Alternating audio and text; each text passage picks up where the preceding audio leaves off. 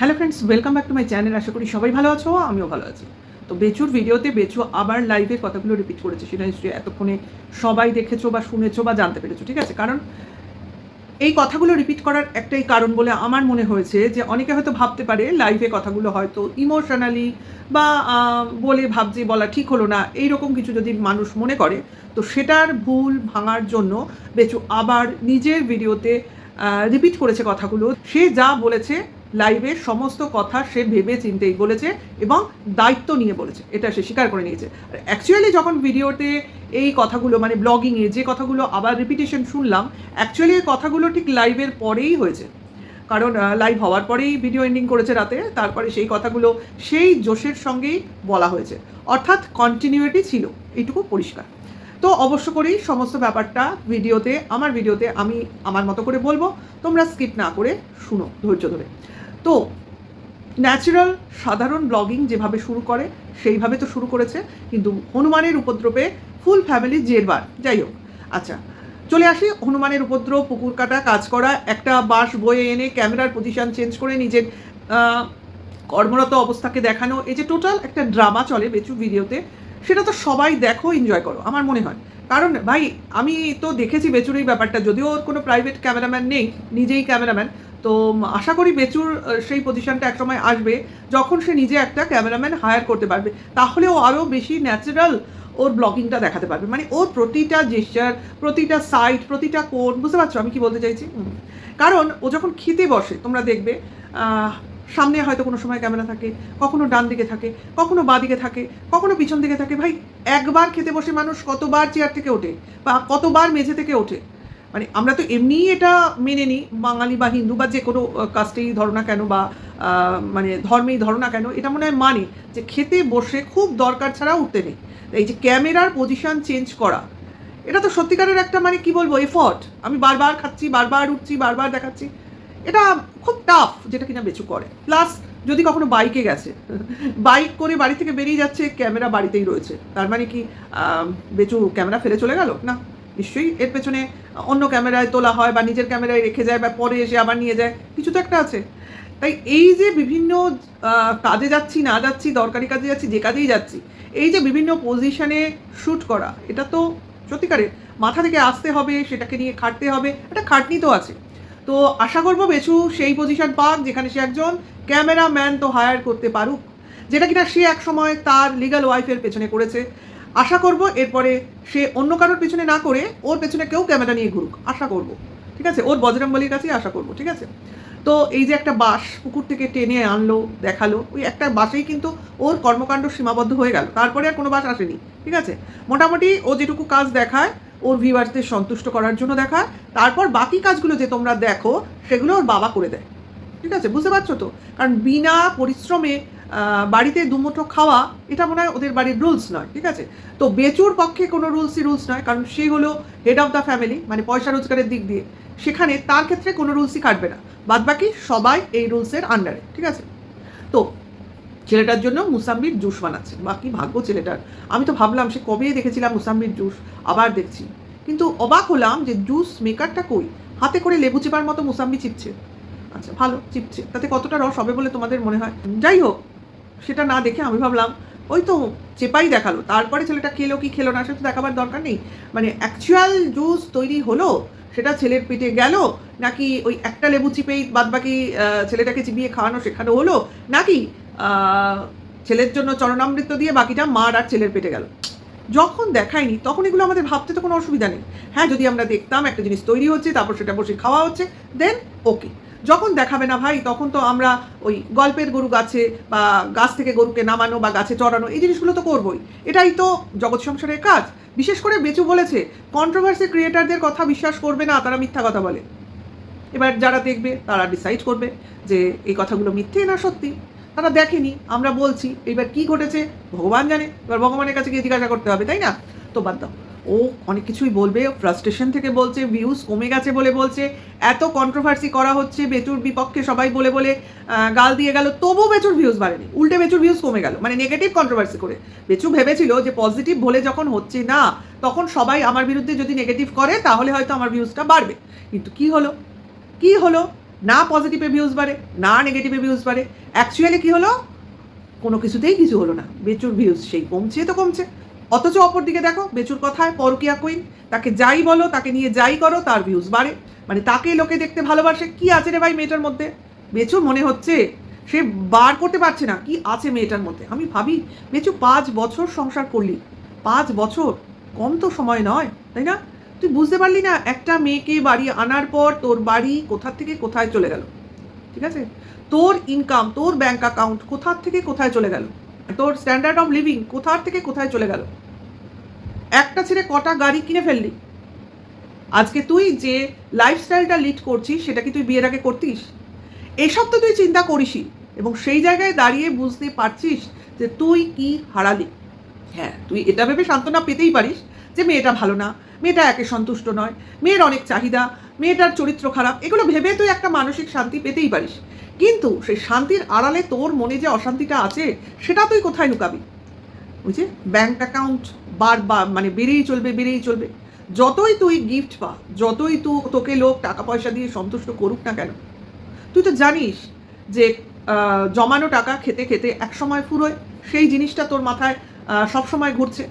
আজকে যদি আগের অবস্থাটা বজায় থাকতো তাহলে এই জমানো টাকায় হাতই দিতে হতো না, উল্টে আরও আসতো, আরও আরও আরও সেই ওই ভারী ভাবারির মতো অবস্থা হয়ে গেছে তোর। মানে একসময় দেখেছিলাম না, তোর বউ তোর কাছ থেকেই নিয়ে তোর জন্য জমিয়ে তোকেই দান করেছিল। সেই যে লক্ষ্মী লক্ষ্মী ব্যাপারটা সেটা তো আর তোর মধ্যে নেই। তোর মা তো আর এই কাজটা করে না, ওই ভারে পয়সা ফেলে না। কারণ তুই জানিস তোর মা ওই সারাদিন একটু রাধা খাওয়া করে একটু সেলাই করেই দিন কাটিয়ে দেয়। তার যদি সেই রকম জমানোর অভ্যাস থাকতো, আজকে তোর বাবা তোর জন্মের আগেই তোর জন্য রাজপ্রাসাদ তৈরি করে ফেলতো। সেটা তো পারেনি। তোর বাবার 1000 গুণ থাকা সত্ত্বেও তোর বাবা কিছুই করতে পারেনি।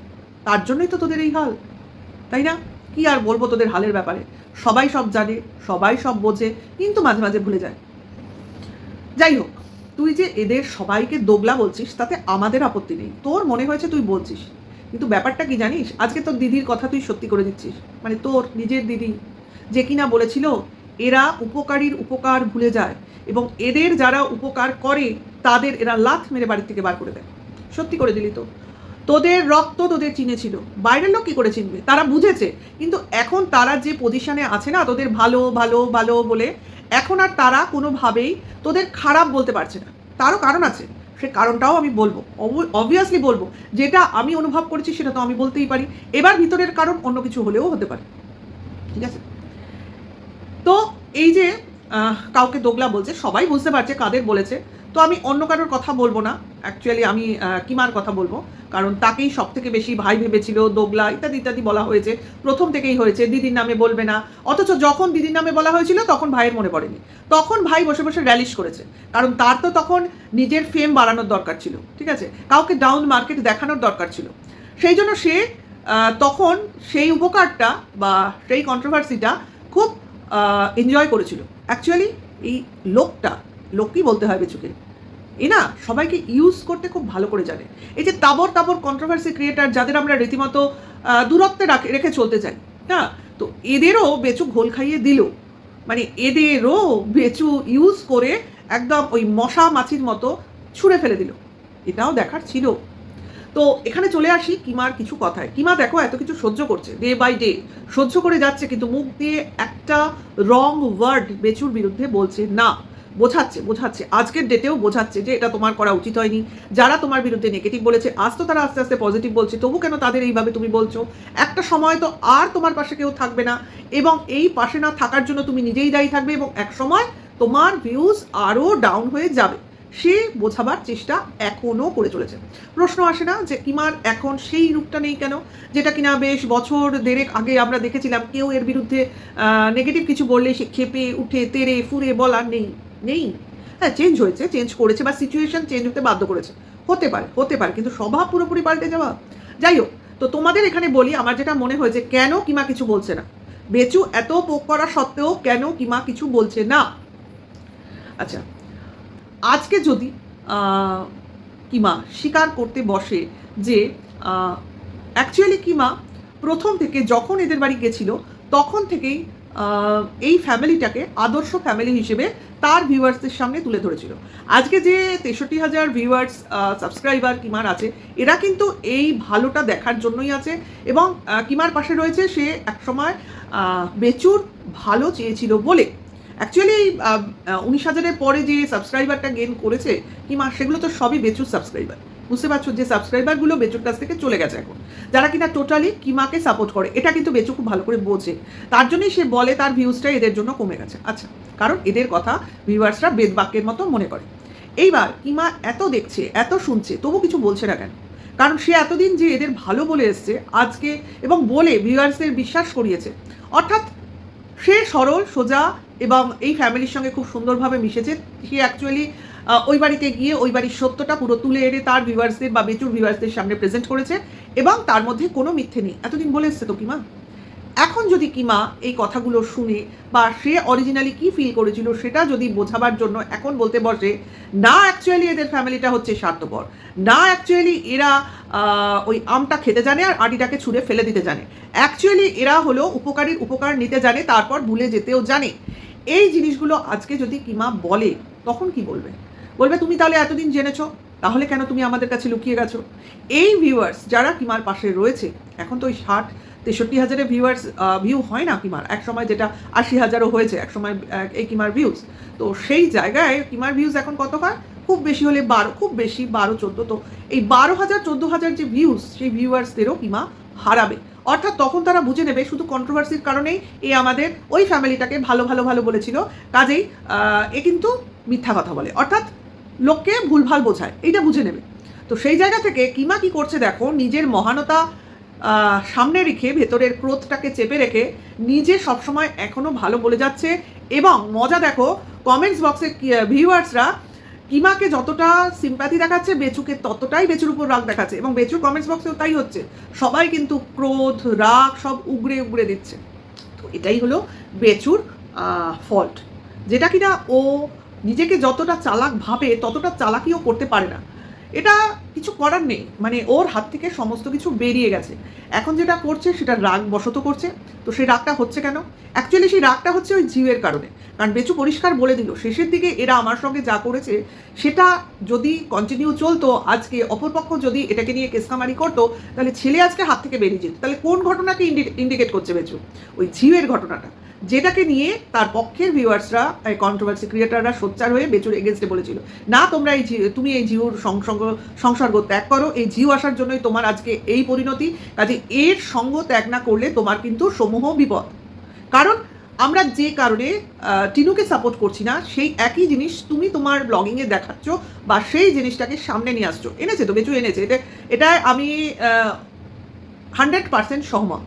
আমরা অনেক কিছু দেখেছি, অনেক কিছু প্রুফ আছে, সবার কাছে আছে, সেখানে বেচু কখনোই ডিনাই করতে পারে না। বিভিন্ন কল রেকর্ডিং, ভিডিও রেকর্ডিং, কোনো ম্যাডামের কথা, কোনো জিউ, কোনো অনু, তারপর তার বাড়িতে ঘোরাফেরার রিলস, তারাপীঠ, হলদিয়া, বিষ্ণুপুর, বাঁকুড়া, কি হয়নি আমরা কিন্তু সমস্তই দেখেছি।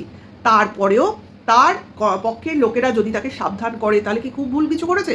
না, ভুল কিছু তো করেনি। কিন্তু বেচু সেই বলাগুলোকে সাপোর্ট করতে পারছে না। সে চেয়েছিল সে ভুল করুক, ঠিক করুক, তার সাপোর্টেই লোক কথা বলবে। অর্থাৎ বিপক্ষের লোক বলছে দেখছি, অমুক করছি, তো ঠিক আছে, ওর পক্ষের লোকজন শুধু সেগুলোকে চাপা দেবে, কই দেখা যাচ্ছে না তো, কই আমরা দেখছি না তো। এইটা বেচু আশা করেছিল যে ও পক্ষ যা বলে বলুক, এ পক্ষের লোক যেন কিছু না বলে, যাতে তার পরকীয়াটা সামনে না চলে আসে এবং তার ছেলে যেন তার কাছে সেফলি থাকতে পারে। কারণ তার ছেলে ছাড়া তো গতি নেই, ছেলে ছাড়া তো তার চ্যানেলে দেখাবার মতো কিছু নেই।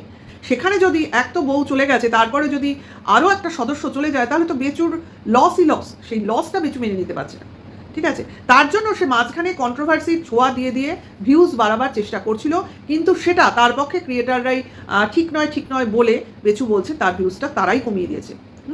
এবং তার এই অন্যায়গুলো, মানে নোংরামি যেগুলো তারা বলেছিল যে এগুলো নোংরামি করা ঠিক না, তার জন্যই তার ভিউয়ার্সরা তাকে ছেড়ে চলে গেছে, ঠিক আছে।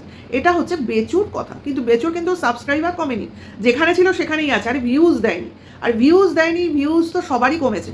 কিন্তু বেচুর কপাল, কন্ট্রোভার্সি করলেও ভিউজ হয় না, না করলেও হয় না। এই যে কন্ট্রোভার্সি ক্রিয়েটারদের নিয়ে বলছে বেচু, তাতে কি বেচুর ভিউজ হচ্ছে? হচ্ছে না। একদিন টিনুকে নিয়ে বলুক বা টিনুর কথা টেনে এনে বলুক বা টিনুর বিভিন্ন কল রেকর্ডিং দেখাক, অমুক দেখাক, কি দেখাবে ও জানে, যাই হোক, মোট কথা সম্পর্কিত টিনু নিয়ে কিছু করুক, দেখো ওর ভিউজ হয়ে যাবে, হয়ে যাবে। এটাই হলো এক একজনের ভাগ্য, কিছু করার নেই। কারোর মানে কারোর সঙ্গে লক্ষ্মী বাস করে, কিছু তো করার নেই। এই মেয়েটা প্রতিবার রোজগার করে, প্রতিবার মানে লস করে, আবার রোজগার করে, আবার লস করে, মানে হচ্ছে এর রোজগারের এর ভাগ্য, এ ভাগ্যে রোজগার করবেই। এইবার যদি সামনের দিনে ও আরও বেশি বুদ্ধি নিয়ে চলতে পারে তো একে ঠেকাবে কি? এর হাতে তোমার কি বলবো, লোক বৃহস্পতি, মানে আমরা তো বলি বৃহস্পতি অর্থ প্রদান করে, অ্যাকচুয়ালি এর মানে মানে এক একজনের ভাগ্য থাকে যে অর্থ সম্পদে পরিপূর্ণ। তো সেই রকম একটা লক্ষ্মী খুইয়ে আজকে বেচু কিছুটা হলেও তো তোমার রিপেন্ট করে যে যদি এটা না হতো, যদি ওটা না হতো, যদি ওটা ওরমভাবে করতাম, যদি এটা এরমভাবে করতাম, এই যদির কথা মাঝে মাঝে চলে আসে। তো যাই হোক, একটা কমেন্টসের আমি কথা বলে ভিডিওটা শেষ করব। সেখানে বেচুর কমেন্টস বক্সে একজন কমেন্টস করেছে যে এখন কি আর এই কন্ট্রোভার্সি ক্রিয়েটারদের বেচুর আর দরকার নেই, বেচুর পক্ষে, ঠিক আছে? কারণ বেচু বলেছে তার বেচুকে নিয়ে যেন তারা নেগেটিভ কন্ট্রোভার্সি করে, কোনো পজিটিভ কথা বলার দরকার নেই, শুধু ছবি আর ভিডিও ক্লিপস যেন ইউজ না করে, এটা বেচুর সাবধান বাণী দিয়ে দিয়েছে। তো সেই কথার পরিপ্রেক্ষিতে সে বলেছে এখন আর বোধহয় বেচুর তার নিজের পক্ষের কন্ট্রোভার্সি ক্রিয়েটারদের পাশে প্রয়োজন নেই। কারণ হিসেবে সে বলেছে সামনেই কি ডিভোর্স ফাইনালাইজেশন হতে চলেছে, যার জন্য আর কন্ট্রোভার্সি প্রয়োজন নেই। কন্ট্রোভার্সি ক্রিয়েটারদের এখন বাদছাদ দেওয়া চলছে, মানে সে তার সন্দেহ প্রকাশ করেছে সামনেই কি কোনো ডিভোর্সের কার্যকলাপ চলছে, কারণ হতেও পারে, তার জন্য আমি কমেন্টসটাই তুললাম। কারণ গতকাল কি তার আগের দিনের লাইভ যেটা লাস্ট করলো বেচু, তাতে বেচু বলেছিল যে এই যে ডিভোর্সের কথাবার্তা মিউচুয়ালি যেসব হচ্ছিল তার মাঝখানে যারা থাকে অর্থাৎ উকিলরা, মানে মিডলম্যান যে যাই বলো না কেন, তো এরা অনেক রকম ডিফিকাল্টিস বা ভেতরে এদিক ওদিক করে, পরিষ্কার করে বলেনি, যার জন্য হয়তো এই জিনিসটা ডিলে হয় বা বোঝার একে অপরকে ঠিকমতো কথা বোঝানো যায় না, মানে মোট কথা জিনিসটা ডিলে হচ্ছে বা হচ্ছে না, এটা বেচু কিন্তু বলেছে গতকাল লাস্ট লাইভে। তো সেই জায়গা থেকে বেচুর হয়তো মনে হয়েছে সব কিছু সরিয়ে নিজেদের মধ্যে মিডলম্যান না নিয়ে মিটমাট করে যদি জিনিসটা অ্যাট লাস্ট সেটেল ডাউন করা যায়, সেটার জন্য হয়তো বেচু বলেছিল না কিছুদিন দেখবো তারপর আমি এটাকে নিয়ে নিজেই স্টেপ নেব, এটা কিন্তু বেচু বলেছে, ঠিক আছে? তো আরেকটা কথাও বেচু ক্লিয়ার করেছে, সেটাও বলেনি, সেটা হচ্ছে ফোন কলস, কেউ তাকে ফোন করেনি। এই যে ফোন কলের কথাটা ছড়ানো হচ্ছে, অর্থাৎ তিনু বেচুকে ফোন করেছিল, সেটা বেচু টোটালি ডিনাই করে গেছে যে কেউ ফোন করেনি, কারোর ফোন করার কোনো সাহস নেই। এত কিছু ঘটার পরে কি কেউ ফোন করতে পারে? এটা হতেই পারে না, ঠিক আছে? তার জন্য বলেছে কন্ট্রোভার্সি ক্রিয়েটাররা যা বলে সব মিথ্যা কথা বলে। কিন্তু আমার এটাই কথা, টিনুর পক্ষের ক্রিয়েটারদের কাছ থেকে এই কথাটা প্রথম বেরিয়েছে, তো সেক্ষেত্রে টিনু ফোন করবে এটা কিন্তু আমাদের চাওয়ার মধ্যে পড়ে না, এবং আমরা শুনে এটা যথেষ্ট অবাক হয়েছি যে কি কারণে, যে কিনা বেচু হেল্প করবে এমন তো ভাবাই ভুল। সেখানে টিনু যখন ফোন করছে যে কারণে করেছে সেটা হয়তো হলেও হতে পারে, মানে আমরাই অবাক হয়েছি, মানে না করাটাই উচিত, সেখানে করেছে এরকম ব্যাপার। সেখানে বেচু বলছে, মানে সুযোগটা পেয়েও বেচু বলছে না করেনি, অথচ বেচু কিন্তু ইজিলি ব্যাপারটা বলতে পারতো যে হ্যাঁ করেছে আমি ধরিনি। মানে কি অ্যাকচুয়াল চাইছে বেচু, এটা কিন্তু এখন সত্যিকারে আমাদের অবাক হতে হচ্ছে, অ্যাকচুয়াল কি হচ্ছে।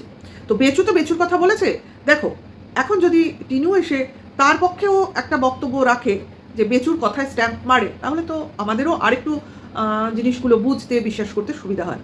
দেখা যাক, আমরা চাইলেই যে সব কিছু হবে তা নয়, তবু আশা তো মানুষ করতেই পারে, এরপর ভগবান জানে। তো এইটুকুই বলার ছিল, আশা করি তোমাদের ভালো লাগবে, সবাই ভালো থেকো, সুস্থ থেকো, আর ভালো লাগলে লাইক কমেন্ট শেয়ার করো। এখনকার জন্য এইটুকু, টাটা, বাই।